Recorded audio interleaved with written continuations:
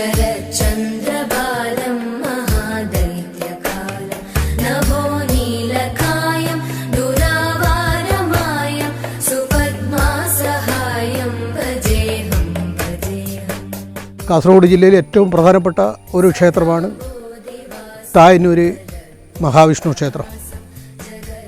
വളരെ നൂറ്റാണ്ടുകൾ പഴക്കമുള്ള ഒരു ക്ഷേത്രം. കാലാന്തരത്തിലത് ജീർണാവസ്ഥയിൽ വന്നു, പരിപൂർണമായിട്ട് നശിച്ച് കാട് കയറി ഒരു വനഭൂമിയായിട്ട് മാറിയ സന്ദർഭത്തിൽ അവിടെ ഉള്ള ജനങ്ങൾ അവിടെ കാണുകയും കാട്ടിനകത്ത് നശിച്ചുപോയ വിഗ്രഹം കാണുകയും അത് നവീകരിക്കുന്നതിന് വേണ്ടി നാട്ടുകാരും അവിടെയുള്ള ബ്രാഹ്മണശേഷന്മാരൊക്കെ മുന്നിട്ട് നിന്നു. ഏകദേശം ഒരു 60 വർഷം പഴക്കം, ഏകദേശം എൻ്റെ പ്രായം അത്ര 60 വർഷത്തോളം പഴക്കം ഉണ്ട് ഇപ്പോൾ നിലവിലുള്ള ക്ഷേത്രം നിർമ്മിച്ചിട്ട്. 60 വർഷം മുമ്പേ ആ കാടൊക്കെ വെട്ടിത്തെളിച്ച് അവിടെ അഷ്ടമംഗല്യ പ്രശ്നം ചെയ്ത് പുതുതായിട്ട് ക്ഷേത്രം നിർമ്മിച്ച് നവീകരണം, പുനഃപ്രതിഷ്ഠ, ബ്രഹ്മകലശം നമ്മുടെ കാരണവന്മാർ വല്യച്ഛന്മാരൊക്കെ ഉള്ള കാലത്തത് ചെയ്തു. അന്ന് തൽക്കാലം ഒരു ക്ഷേത്രം നിർമ്മിച്ചതേ ഉള്ളൂ. പിന്നീട് അവിടെയുള്ള ഭരണസമിതികൾ മാറി മാറി വരുന്ന ക്ഷേത്രസമിതികൾ ക്ഷേത്രത്തിൻ്റെ പല ഭാഗങ്ങളും നിർമ്മിച്ച് ഇപ്പോൾ 2017 ഒരു ക്ഷേത്രത്തിൽ വേണ്ടുന്ന എല്ലാ എണ്ണങ്ങളും പൂർത്തീകരിച്ച് നവീകരണം നടത്തുകയുണ്ടായി. പൂർത്തീകരിച്ചെന്ന് വെച്ചാൽ പ്രധാന ശ്രീകോവിൽ, മണ്ഡപം, ചുറ്റമ്പലം, അഗ്രശാല, കൊടിമരം, ഗോപുരം ഇത്യാദി ഒരു മഹാക്ഷേത്രത്തിന് വേണ്ടുന്ന എണ്ണങ്ങൾ മുഴുവൻ നിർമ്മിച്ച് നവീകരണം ചെയ്ത് ഒരു ക്ഷേത്രത്തിൽ വേണ്ട നിത്യവിധാനങ്ങൾ, നിത്യം രാവിലെ അഭിഷേകം, ഉഷാപൂജ, ഉച്ചപൂജ, രാത്രി അത്താഴപൂജ എന്നീ നിത്യനിദാനങ്ങൾ മുടക്കമില്ലാതെ വളരെ ഭംഗിയായിട്ട് നടന്നു വരുന്നുണ്ട്. അതോടൊപ്പം തന്നെ ധനുമാസത്തിൽ 1 മുതൽ 6 വരെ കൊടിയേറ്റോടുകൂടിയുള്ള ഉത്സവം, മഹാവിഷ്ണുവിന് ആറാട്ടോടുകൂടിയ മഹോത്സവം കഴിഞ്ഞ നവീകരണം മുതൽ നടന്നു വരുന്നുണ്ട്. ക്ഷേത്രത്തിൽ വിശേഷം എന്ന് വെച്ചാൽ ആ വിഗ്രഹം പൂർവികമായിട്ട് മുനിവര്യന്മാർ പൂജിച്ച് ആരാധിച്ച ഒരു വിഗ്രഹം അന്ന് കാട്ടിൽ നിന്ന് കിട്ടിയതാണ്. ആ വിഗ്രഹം തന്നെ അന്ന് ചെറിയ ഉടവുകളുണ്ടെങ്കിലും അത് തന്നെ ആ വിഗ്രഹത്തിൻ്റെ പ്രാധാന്യം കൊണ്ട് അത് തന്നെ പ്രതിഷ്ഠിക്കണമെന്ന് കണ്ടത് പ്രകാരം അന്നും 60 വർഷം മുമ്പേ അതേ വിഗ്രഹം പ്രതിഷ്ഠിച്ചു. കഴിഞ്ഞ 2017 അഷ്ടമംഗല്യ പ്രശ്നത്തിലും അതിൻ്റെ ന്യൂനതകളൊക്കെ പരിഹരിച്ചുകൊണ്ട് അതേ വിഗ്രഹം തന്നെ, നൂറ്റാണ്ടുകൾ പഴക്കമുള്ള അതേ വിഗ്രഹം തന്നെ ഇപ്പോഴും പ്രതിഷ്ഠിച്ച് ആരാധിച്ചു വരുന്നുണ്ട്. കൂടാതെ ക്ഷേത്രത്തിൽ ഗണപതി, ദുർഗ, ശിവൻ, ശാസ്താവ്, ഗുരു, നാഗൻ എന്നീ ഉപദേവങ്ങളും സാന്നിധ്യങ്ങളും ഉണ്ട്. ഏറ്റവും പ്രധാനം എന്താ വെച്ചാൽ നമ്മുടെ ആ ക്ഷേത്രത്തിൽ ആ വിഗ്രഹത്തിൻ്റെ പ്രാധാന്യം കൊണ്ട് ഭക്തന്മാർ എന്ത് ആവശ്യത്തിന് വേണ്ടിയിട്ട് അവിടെ പ്രാർത്ഥിച്ചാലും ആ പ്രാർത്ഥന നമുക്ക് നിറവേറ്റി തരും. നമ്മളെന്താ പ്രാർത്ഥിക്കുന്നത് വെച്ചാൽ അത് നിറവേറ്റുന്ന ഒരു സാഹചര്യം, അതൊക്കെ ആ നാട്ടിലുള്ള ഭക്തന്മാരുടെ അനുഭവം കൊണ്ട് പറയുന്നതാണ്. കൂടാതെ എന്നെ സംബന്ധിച്ചിടത്തോളം വ്യക്തിപരമായിട്ട് ഞാൻ തന്ത്രഭാഗത്ത് നവീകരണ പുനഃപ്രതിഷ്ഠാദി കർമ്മങ്ങളിലൊക്കെ ഒരു തുടക്കം പക്ഷേ ആ തായന്നൂരപ്പൻ്റെ സാന്നിധ്യത്തിൽ ആ ക്ഷേത്രത്തിൽ വെച്ചിട്ട് ആരംഭിച്ചതാണ്. അപ്പോൾ അതിനുശേഷം അതുപോലുള്ള കർമ്മങ്ങൾ ധാരാളം ക്ഷേത്രങ്ങളിൽ ചെയ്യാനുള്ള ഒരു സാഹചര്യം എനിക്ക് ഉണ്ടായിട്ടുണ്ട്. അപ്പോൾ അതുതന്നെയാണ് ഏറ്റവും പ്രധാനപ്പെട്ട കാര്യം. നമ്മുടെ സ്വന്തം അനുഭവത്തിൽ നിന്ന് ഞാൻ പറയുന്നത്, എന്ത് പ്രാർത്ഥന നമ്മൾ ചെയ്താലും, അസുഖത്തിനായാലും മറ്റ് ആപത്ത് കാലത്തായാലും ഏത് കാര്യത്തിനായാലും നമ്മുടെ കാര്യസാധ്യത്തിന് വേണ്ടി ഒരു പ്രാർത്ഥന പറഞ്ഞാൽ എന്തായാലും ആ പ്രാർത്ഥന ആ ഭഗവാൻ നമുക്ക് സാധിച്ചു തരും എന്നുള്ളതിൻ്റെ ഏറ്റവും ഉദാഹരണമാണ് ഞാൻ തന്നെ ഞാൻ ആരംഭിച്ച താന്ത്രിക വിഷയത്തിൽ എല്ലാ കാര്യങ്ങളും അതിന് ശേഷം ഇപ്പോൾ ഇന്ന് വരെ ഒരു 25-30 വർഷമായിട്ട് ഞാൻ തന്നെ ഇപ്പോൾ ക്ഷേത്രത്തിലെ കാര്യങ്ങളൊക്കെ ഭംഗിയായിട്ട് കൈകാര്യം ചെയ്യുന്നത്. അപ്പോൾ അതിന് ശേഷം ബാക്കി ഇപ്പോൾ കർണാടകത്തിലായാലും കേരളത്തിൽ ബാക്കിയുള്ള മഹാക്ഷേത്രങ്ങളിലൊക്കെ ആയാലും ഇന്നും നമ്മുടെ തറവാട് ആലമ്പാടി തറവാടിൻ്റെ നേതൃത്വത്തിൽ കീഴിലുള്ള പല ക്ഷേത്രങ്ങളിലും താന്ത്രികപരമായിട്ടായാലും മറ്റ് നിത്യനിദാന ഉത്സവാദി കാര്യങ്ങളിലായാലും ഭംഗിയായി കൈകാര്യം ചെയ്ത് മുടക്കം കൂടാതെ നടത്തുന്നത് എൻ്റെ നേതൃത്വത്തിലാണ്. വിശ്വാധാരം ഗഗനസദൃശം മേഘവർണം ശുഭാംഗം ലക്ഷ്മീകാന്തം കമലനയനം യോഗിഭിർധ്യാനഗമ്യം. അതിപുരാതന കാലത്ത് കപില മഹർഷി തപസ് ചെയ്ത ഒരിടമായിരുന്നു ഇതെന്നും തപസ്സിന് വിഘ്നങ്ങൾ വരുത്തിയ ശുദ്ധശക്തികളെ നിഗ്രഹിക്കാൻ വേണ്ടി മഹാവിഷ്ണു ഇവിടെ പ്രത്യക്ഷപ്പെട്ടെന്നും അങ്ങനെ കപില മഹർഷി പൂജിച്ച ഒരു വിഗ്രഹമാണ് ഇവിടെ പ്രതിഷ്ഠ ഉള്ളതെന്നാണ് ഐതിഹ്യം പറയുന്നത്. കുറേ വർഷങ്ങൾക്ക് മുമ്പ് ക്ഷേത്രം ഇവിടുത്തെ 3 തറവാട്ടുകാരാണ് നടത്തിച്ചു പോകുന്നത്. ആലത്തടി മലൂർ, കൂർമൽ വീട്, നാരച്ചൻ വീട് തറവാടുകളാണ് ക്ഷേത്രശന്മാർ. അവരുടെ അധീനതയിലാണ് ക്ഷേത്രം നടത്തിപ്പോയിരുന്നത്. നിത്യനിദാനത്തിന് വഴിമുട്ടിയപ്പോൾ ഇവിടുത്തെ അപ്പോഴത്തെ മേൽശാന്തി ഇവിടെ ഉരുളി കമത്തി അദ്ദേഹം ഇവിടുന്ന് പോയെന്നും പിന്നീട് ക്ഷേത്രം നാശോന്മുഖമാവുകയും ഇവിടെ ഈ പരിസരങ്ങളിൽ പ്രകൃതിക്ഷോഭവും കാര്യങ്ങളെല്ലാം വന്ന സമയത്ത് ക്ഷേത്രം തീരെ കാണാതില്ലാതാവുകയും ഇവിടെ ഫുള്ള് ചെടങ്ങക്കാട് പിടിച്ച് ഫുള്ള് കാട് ആയി മൂടി ആരും വരാൻ പേടിച്ചിരിക്കുന്ന ഒരു സ്ഥലമായി മാറുകയും ചുറ്റും വയലുകളാണെങ്കിലും ഈ ഭാഗത്ത് ആരും വരാതെ എല്ലാവരും പിന്നെ മോശം വസ്തുക്കളെല്ലാം ഒഴിവാക്കുന്ന ഒരു സ്ഥലമായി കാട് പിടിച്ചൊരു കാവ് മാതിരിയുള്ള ഒരു സ്ഥലമായി രൂപപ്പെടുകയാണ് ഉണ്ടായത്. ഒരു 55-60 കാലഘട്ടത്തിൽ ഇവിടെ ഈ നാട്ടിൽ മഴ ലഭിക്കാതിരിക്കുമ്പോൾ ഇവിടെയുള്ള ഒരു ബ്രാഹ്മണ കുടുംബം ഉണ്ടായിരുന്നു. വടക്ക് നിന്ന് വന്ന അവരുടെ ഉപദേശപ്രകാരം ഇവിടെ ഇളനീര് അഭിഷേകം ചെയ്താൽ, ഇവിടെ ഒരു ദൈവ സാന്നിധ്യമുണ്ട്, ഇവിടെ ഒരു ഇളനീര് അഭിഷേകം ചെയ്താൽ അതിൻ്റെ ഫലം കിട്ടുമെന്നറിഞ്ഞ് നാട്ടുകാരൊക്കെ വന്ന് ഇവിടുന്ന് ഒരു ഇളനീര് അഭിഷേകം ചെയ്യുകയും നല്ല മഴ ലഭിക്കുകയും ചെയ്തു. അതിനെ തുടർന്ന് ദേവപ്രശ്നം നടത്തുകയും ഇവിടെ ദൈവിക മഹാവിഷ്ണുവിൻ്റെ സാന്നിധ്യമുണ്ടെന്ന് അറിഞ്ഞതിനാൽ ഇവിടെ പിന്നെ കുഴിച്ചു നോക്കിയാൽ ഇവിടെ വിഗ്രഹം കിട്ടുമെന്നുള്ള പറഞ്ഞതിനാൽ ഇവരുടെ എല്ലാം പഴയ പൂർവികരുടെ നേതൃത്വത്തിൽ ഇവിടെ കുഴിച്ചു നിൽക്കുകയും കുഴിക്കുമ്പോൾ നമുക്ക് ഒരു വിഗ്രഹം മഹാവിഷ്ണുവിൻ്റെ വജ്രശിലയിലുള്ള ഒരു വിഗ്രഹം കിട്ടുകയും ചെയ്തു. അപ്പോൾ ആ സമയത്ത് വിഷ്ണുവിൻ്റെ ഒരു കാലിനൊരു പൊട്ടുണ്ടായിരുന്നു. പക്ഷേ അത് പിന്നെ മാറ്റണ്ട, ആ വിഗ്രഹം തന്നെ ഉപയോഗിച്ചാൽ മതിയെന്ന് പ്രശ്നത്തിൽ തെളിഞ്ഞതിനാൽ ആ വിഗ്രഹം തന്നെയാണ് ഇപ്പോൾ നമ്മൾ ഉപയോഗിക്കുന്നത്. ഇപ്പോൾ അതിന് വെള്ളി കവചം, അരവരെ വെള്ളി കവചം ചെയ്തിട്ടാണ് നമ്മുടെ വിഗ്രഹം ഇപ്പോഴുള്ളത്. ശ്രീകൃഷ്ണ ഗോവിന്ദ ഹരേ മുരാരേ ഹേ നാഥ നാരായണ വാസുദേവ. ശ്രീകൃഷ്ണ ഗോവിന്ദ ഹരേ മുരാരേ ഹേ നാഥ നാരായണ വാസുദേവ. ശ്രീകൃഷ്ണ ഗോവിന്ദ ഹരേ മുരാരേ. 74-ലാണ് നമ്മുടെ ഇവിടെ ഒരു കലശാട്ട് നടന്നതായി നമുക്ക് അറിയാൻ പറ്റിയിട്ടുണ്ട്.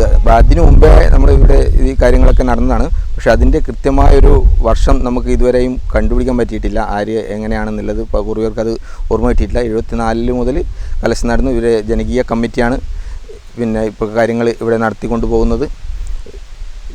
ഇപ്പോൾ 2000-ൽ ഒരു കലശാട്ട് നടന്നു. 2017-ലാണ് ഇവിടെ ഈ ഗോപുരവും ഇപ്പോൾ കാണുന്ന ഈ ഗോപുരവും ഈ കൊടിമരവും ഒക്കെ കൂട്ടി ആറാട്ടോടുകൂടി മഹാക്ഷേത്രമായി മാറിയത്. വിശേഷ ദിവസങ്ങളായി പറയുകയാണെങ്കിൽ വിഷുവിന് നമ്മൾ ഇവിടെ കണി കാണുന്നതിനൊരു വിശേഷ ദിവസമായി എല്ലാവരും ഒത്തുകൂടുന്ന ഒരു ദിവസമാണ്. അതുപോലെ തന്നെ ഇടവം 21-നാണ് പ്രതിഷ്ഠാദിനം വരുന്നത്.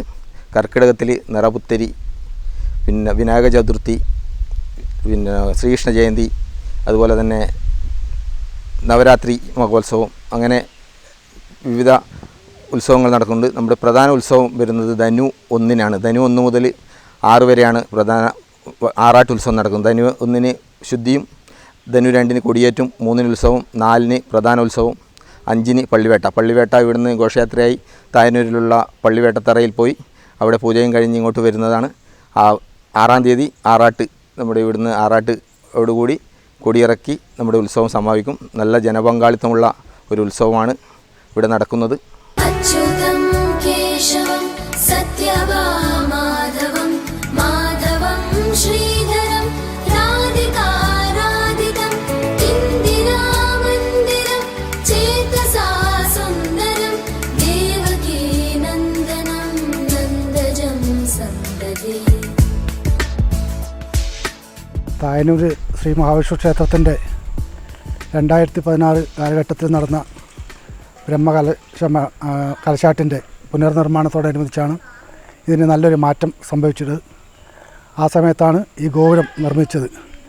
ഏകദേശം ഒരു 10-80 ലക്ഷത്തോളം ചിലവഴിച്ച് മനോഹരമായ ഇത് നിർമ്മിക്കാൻ ഇടവന്നത് നാട്ടുകാരുടെയൊക്കെ, ഈ നാട്ടുകാരുടെ അല്ല, സമീപ പ്രദേശങ്ങളിലെ എല്ലാവരുടെയും സഹായ സഹകരണങ്ങളോടുകൂടിയാണ് ഇത്രയും മനോഹരമായൊരു ഗോപുരം ഇവിടെ നിർമ്മിക്കാൻ സാധിച്ചത്. അതിൻ്റെ ഒരു മുഖ്യ പങ്കാളിത്തം വഹിക്കാൻ സാധിച്ചിട്ടുണ്ടായിരുന്നു. ആ സമയത്ത് ഇതിൻ്റെ ഫിനാൻസ് കമ്മിറ്റി ചെയർമാനും കൂടിയായിരുന്നു ഞാൻ. അതോടൊപ്പം തന്നെ ഇവിടെ ദേവീക്ഷേത്രം, അതുപോലെ തന്നെ ഇതിൻ്റെ ഓഫീസ് നിർമ്മാണം, പലവിധ നിർമ്മാണ പരിപാടികളും ആ സമയത്ത് നല്ല രീതിയിൽ നടക്കുകയുണ്ടായി. അതേപോലെ തന്നെ ലക്ഷദ്വീപ സമർപ്പണം ഭംഗിയായി നടത്തി മാതൃസഭയുടെ നേതൃത്വത്തിൽ യുവജന സമിതി എല്ലാവരും തന്നെ കൈകോർത്തുകൊണ്ടുള്ള ഒരു പ്രവർത്തനമായിരുന്നു അന്ന് നടന്നിരുന്നത്.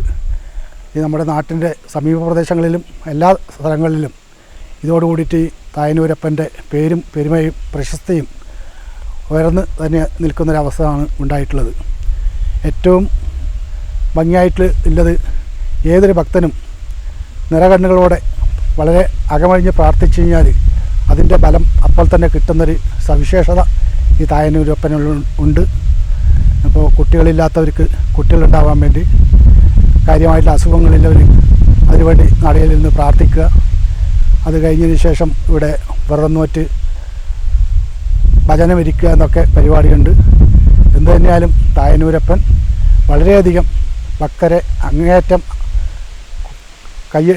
അഴിച്ച് സഹായിക്കുന്നൊരു പ്രവണതയാണ് കണ്ടുവരുന്നത്. ഭക്തജനങ്ങളും അതുപോലെ തന്നെ എല്ലാ കാലത്തും വേണ്ടുന്ന രൂപത്തിൽ വന്ന് സഹകരിക്കുക. അത് കായികപരമായാലും സാമ്പത്തികമായും എന്തു തന്നെയായാലും ഈ തായനൂർ അമ്പലത്തിനോട് ചേർന്ന് നിൽക്കുന്നൊരു സ്വഭാവമാണ് ഉള്ളത്. ഉത്സവകാലവും എല്ലാം തന്നെ വളരെയധികം നാട്ടുകാരുടെ സഹകരണത്തോടുകൂടി ഭംഗിയായി നടത്തുന്നൊരവസ്ഥയാണ് ഉള്ളത്. അതേപോലെ തന്നെ കാലാകാലങ്ങളിലെ ഉത്സവ പരിപാടിയിലും മറ്റ് കലാപരിപാടികളായാലും എല്ലാ തരത്തിലും നല്ല നല്ല പരിപാടികൾ കൊണ്ട് വളരെ വർണ്ണശബളമാക്കുന്നൊരവസ്ഥയാണ് ഉള്ളത്. തായനൂരപ്പനെ എന്നും നെഞ്ചിലേറ്റി നടക്കുന്ന ഭക്തജനങ്ങളാണ് തായനൂരും പരിസര പ്രദേശങ്ങളിലും ഒക്കെ ആയിട്ടുള്ളത്. അച്യുതം കേശവം കൃഷ്ണദാമോദരം അച്യുതം കേശവം കൃഷ്ണദാമോദരം രാമനാരായണം ജാനകി വല്ലഭം രാമനാരായണം ജാനകി വല്ലഭം. നമ്മുടെ ഉപദേവതയായിട്ട് നിൽക്കുന്നത് ഇപ്പോൾ ഇവിടെ മുമ്പിലെ തന്നെ കാണുന്നത് ശിവനും ശാസ്താവുമാണ്, വനശാസ്താവാണ്. അപ്പോൾ അത് നമ്മളെ ക്ഷേത്രം ഉണ്ടാകുന്നതിന് മുമ്പേ ഉള്ള ഒരു സാന്നിധ്യമാണ്. അതുകൊണ്ടാണ് ക്ഷേത്രത്തിന് മുൻപിൽ തന്നെയായിട്ട് ശാസ്താവ് നിൽക്കുന്നത്. അല്ലെങ്കിൽ സാധാരണ അമ്പലങ്ങളിലെല്ലാം ക്ഷേത്രത്തിൻ്റെ അകത്താണ് ശാസ്താവ് ഉണ്ടാകുന്നത്. ഇത് നമ്മുടെ ക്ഷേത്രത്തിന് മുമ്പിൽ, ദേവൻ്റെ മുമ്പിലായിട്ട് തന്നെ നിൽക്കുന്നത് പൂർവികമായ ഉള്ള ഇതായതുകൊണ്ടാണ്. ഇത് തൊട്ടപ്പുറം ഗുരുവുണ്ട്. ബ്രഹ്മരക്ഷസിന് ഗുരു സങ്കല്പത്തിലാണ് പൂജ ചെയ്യുന്നത്. അതുപോലെ തന്നെ നാഗമുണ്ട്. ഇപ്പുറം ദുർഗാദേവിയുണ്ട്, ദേവി ഉണ്ട്. ഉള്ളിൽ വിഘ്നേശ്വരനുണ്ട്. വിഘ്നേശ്വരന് എല്ലാ വെള്ളിയാഴ്ചയും പൂജ ഗണപതി ഹോമം നടക്കുന്നതാണ്. പിന്നെ നമ്മുടെ ഉപദേവതയായിട്ട് അപ്പുറം നമ്മുടെ പുതിയകണ്ഠത്തിൽ ഭഗവതി, പുതിയകണ്ഠത്തിൽ തെയ്യം കോലങ്ങൾ കെട്ടിയാടുന്നുണ്ട്. അത് 5 വർഷത്തിലൊരിക്കലാണ് തെയ്യക്കോലങ്ങൾ കെട്ടിയാടുന്നത്. അവിടെ പ്രധാനമായും പുതിയകണ്ഠം ഭഗവതി, മൂവാളംകുഴി ചാമുണ്ടി, പിന്നെ രക്തേശ്വരി, കുട്ടിച്ചാത്തർ, ഭൈരവർ എന്ന മന്ത്രപൂർത്തികൾ, അങ്ങനെ 5 തെയ്യങ്ങളാണ് നടന്നു വരുന്നത്.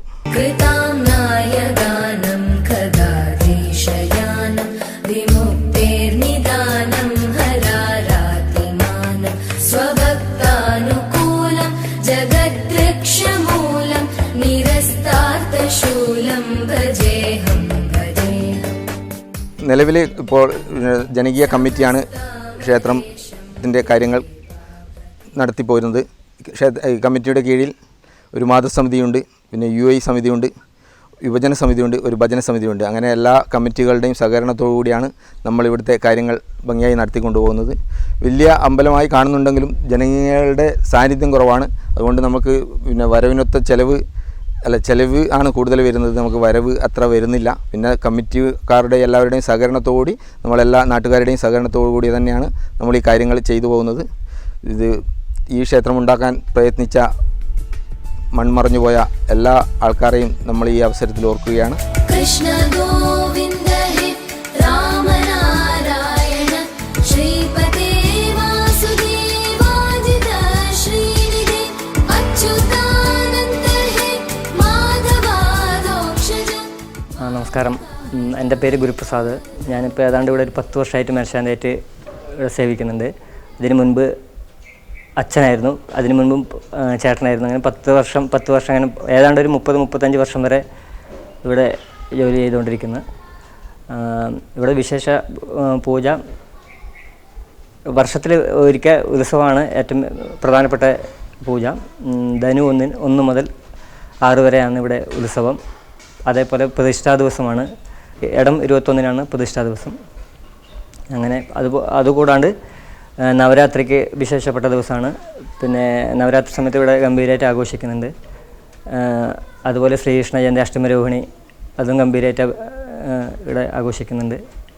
പിന്നെ ഇതുപോലെ കർക്കിടക മാസത്തിൽ നിറ ഇന്നിപ്പോൾ ഇവിടെ ചെയ്ത പോലെ എല്ലാ വർഷവും ഇതുപോലെ കർക്കിടക മാസത്തിലും നിറ ഗംഭീരമായിട്ട് ആഘോഷിക്കുന്നുണ്ട്. അങ്ങനെ പിന്നെ ഇവിടെ നിത്യപൂജ ഇത് ഡെയിലി രാവിലെ 6 മണി മുതൽ ഉച്ചക്ക് 11 മണി വരെയാണ് പൂജ. രാവിലെ 8 മണിക്ക് ഉഷാപൂജ, ഉച്ചപൂജ 11 മണിക്ക്, വൈകിട്ട് 6 മണിക്ക് നട തുറക്കും, 6:30ക്ക് ദീപാരാധന, 7:30ക്ക് അത്താഴ പൂജ. അങ്ങനെയാണ് ഇവിടെ ഡെയിലി. പിന്നെ ഉപദേവന്മാരൊക്കെ ഉണ്ട്. ഗണപതി, ദേവി, വെളിയിൽ ശാസ്താവ്, അപ്പുറം ബ്രഹ്മരക്ഷസ്, പുറകിൽ നാഗരാജാവ്. പിന്നെ സംക്രാന്തിക്ക് ഇവിടെ ഈ അമ്പലത്തിൻ്റെ തന്നെ ഭാഗമായിട്ട് അവിടെ ഒരു പള്ളിയറയുണ്ട്. അപ്പോൾ അവിടെയും സംക്രാന്തിക്ക് പൂജ ചെയ്യാൻ പോകണം. ഇവിടുന്ന് തൊട്ടടുത്താണ്, കുറച്ചങ്ങോട്ട് പോയാൽ മതി. അപ്പോൾ എല്ലാ സംക്രാന്തിക്കും അവിടെ പൂജയുണ്ട്. ഇവിടെ അന്നദാനമായിട്ട്, അതിനുശേഷം അവിടെ പൂജ കഴിഞ്ഞ ശേഷം ഇവിടെ അന്നദാനമായിട്ട് എല്ലാവർക്കും പ്രസാദ ഊട്ടൊക്കെ കൊടുക്കുന്നുണ്ട്. വിനായക ചതുർത്ഥി ദിവസം സ്പെഷ്യൽ ഗണപതിയമൊക്കെ ഉണ്ട്. പിന്നെ അല്ലാണ്ട് എല്ലാ വെള്ളിയാഴ്ചയും അഷ്ടദ്രവ്യ മഹാഗണപതിയമുണ്ട്. പിന്നെ അങ്ങനെ ഈ കർക്കിടക മാസത്തിൽ എല്ലാ ദിവസവും ഗണപതിയമുണ്ട്. അങ്ങനെയൊക്കെയാണ് ഗണപതിക്ക്. പിന്നെ ദേവിക്ക് നവരാത്രി സമയത്ത് 9 ദിവസം പൂജയൊക്കെ ഉണ്ട് ദേവിക്ക്. പിന്നെ ഇവിടെ വിഷുവിന് ഗംഭീരമായിട്ട് അലങ്കാരവും വിഷുക്കണിയൊക്കെ ഗംഭീരമായിട്ട് ഉണ്ട്. രാവിലെ 5 മണിക്ക് വിഷുക്കണിയാണ്. ശ്രീകൃഷ്ണ ഗോവിന്ദ ഹരേ മുരാരേ ഹേ നാഥ നാരായണ വാസുദേവ. ശ്രീകൃഷ്ണ ഗോവിന്ദ. നമ്മുടെ ഉപദേവാലയത്തിൽ എല്ലാ മാസവും സംക്രാന്തിക്ക് ഒരു ഹരിദ്രാവലുണ്ട്. ആ സംക്രാന്തിയുടെ അന്ന് നമുക്കിവിടെ അന്ന് ഭക്ഷണമൊക്കെ ഉണ്ടാവും, അന്നദാനമുണ്ട്. അതുപോലെ 5 വർഷത്തിലൊരിക്കലാണ് അവിടെ കളിയാട്ടം നടക്കുന്നത്. ഇനിയിപ്പോൾ അടുത്ത കളിയാട്ടം 2027 നടക്കും. അതുപോലെ തന്നെ നമ്മുടെ ഇവിടുത്തെ കലശാട്ട് 2017 കഴിഞ്ഞത്. ഇനി അടുത്ത ബ്രഹ്മകലശം 2029-30 കാലഘട്ടത്തിൽ നമുക്കിവിടെ നടത്താനുണ്ട്. അതിനുവേണ്ടിയുള്ള പ്രയത്നം നമുക്ക് അടുത്ത വർഷം മുതൽ ആരംഭിക്കാനുള്ളതാണ്. ക്ഷേത്രം നാശോന്മുഖമാകുന്ന സമയത്ത്, പിന്നെ ഫുള്ള് നശിക്കുന്ന സമയത്ത് നമ്മുടെ ഈ ശ്രീകോവിലിൻ്റെ കട്ട്ള, സാധാരണഗതിയിൽ ശ്രീകോവിലിൻ്റെ കട്ട്ള നമ്മളിങ്ങനെ പുറത്തേക്ക് വീഴുന്നുണ്ടെങ്കിൽ സാധാരണ നാട് നശിക്കും എന്നാണ് പറയുന്നത്. അപ്പോൾ അതിന് പകരം ദേവൻ തൻ്റെ ദേഹത്തേക്ക് തന്നെ കട്ട്ള വലിച്ചിട്ടതുകൊണ്ട് ദേവൻ്റെ കാക്ക് വീണിട്ട് ദേവൻ്റെ കാല് പൊളിഞ്ഞു എന്നാണ് ഐതിഹ്യത്തിൽ പറയുന്നത്. വിശ്വാധാരം ഗഗനസദൃശം മേഘവർണം ശുഭാംഗം ലക്ഷ്മീകാന്തം കമലനയനം യോഗിഭിർധ്യാനഗമ്യം. കാസർഗോഡ് ജില്ലയിൽ കോടമ്പേളൂർ പഞ്ചായത്തിലാണ് നമ്മുടെ ഈ ക്ഷേത്രം സ്ഥിതി ചെയ്യുന്നത്. ക്ഷേത്രത്തിലേക്ക് വരാൻ വേണ്ടി കാഞ്ഞങ്ങാട് പാണത്തൂർ റോഡിലൂടെ വന്നാൽ 7-ാം മൈലിൽ നിന്നും ഒരു 5.5 കിലോമീറ്ററാണ് ഈ ക്ഷേത്രത്തിലേക്കുള്ള ദൂരം. 7-ാം മൈലിൽ നിന്നും എണ്ണപ്പാറ തായന്നൂർ കഴിഞ്ഞ് ഒരു 500 മീറ്റർ വരുമ്പോൾ റൈറ്റ് സൈഡിലേക്ക് ഒരു കവാടം കാണും. അതിലൂടെ ഒരു 500 കിലോമീറ്റർ കൂടി വന്നാൽ നമുക്ക് ക്ഷേത്രത്തിലെത്താൻ പറ്റും. അതുപോലെ തന്നെ നീലീശ്വരം ഭാഗത്തു നിന്ന് വരുന്നുണ്ടെങ്കിൽ നീലീശ്വരം ഇടത്തോട് റോഡിൽ കൂടി വന്ന് കാലിച്ചാനെടുക്കത്തുനിന്ന് ലെഫ്റ്റിലേക്ക് വന്നാൽ ഒരു 4 കിലോമീറ്റർ വന്നാൽ തായന്നൂർ എത്തുന്നതിന് മുമ്പേ ലെഫ്റ്റിലേക്ക് വന്നാൽ കവാടം കാണും. അതിൽ കൂടി വരാം. കാഞ്ഞിരപ്പള്ളി വഴി വരുന്നുണ്ടെങ്കിലും ഇതുപോലെ തന്നെ എണ്ണപ്പുറ വന്ന് ഇത് തായന്നൂർ വരാവുന്നതാണ്. തായന്നൂർ റോഡിൽ നിന്നും ഇങ്ങോട്ട് വരാൻ നമുക്ക് വലിയ വണ്ടികളൊന്നും വരില്ല, കാറ് കാര്യങ്ങളൊക്കെ വരും. അപ്പോൾ ആ ഒരു ബസ് കാര്യങ്ങളൊക്കെ വരാനുള്ള ഒരു സൗകര്യം നമ്മൾ റോഡിനില്ല. പാലം ചെറിയ പാലമാണ്. അപ്പോൾ അത് അധികാരികൾ ഒന്നത് വലിയ ഒരു പാലമാക്കി നല്ലൊരു റോഡിനുള്ളൊരു സൗകര്യം കൂടി ഒരുക്കി തന്നാൽ നമുക്ക് ക്ഷേത്രത്തിലേക്കുള്ള ഭക്തജനങ്ങൾ കൂടുതൽ പുറത്തുനിന്ന് വരാനുള്ള ഒരു അവസരമുണ്ടാവും. ഇതിനൊന്നും അധികാരികളും കൂടി ഇതിലൊന്ന് മനസ്സ് വെക്കണമെന്നാണ് നമുക്ക് ഈ അവസരത്തിൽ പറയാനുള്ളത്. അതുപോലെ തന്നെ നമ്മുടെ ഇവിടെ ഇപ്പോൾ ദേവനെ പ്രാർത്ഥിക്കുന്നവർ ഇപ്പോൾ സന്താന ലബ്ധി, വിവാഹം നടക്കാൻ അങ്ങനെ ഉള്ള മനസ്സരിക്ക് പ്രാർത്ഥിക്കുന്നവർക്കൊക്കെ അതിനുള്ള അവസരങ്ങൾ ഉണ്ടായിട്ടുണ്ട്. രമ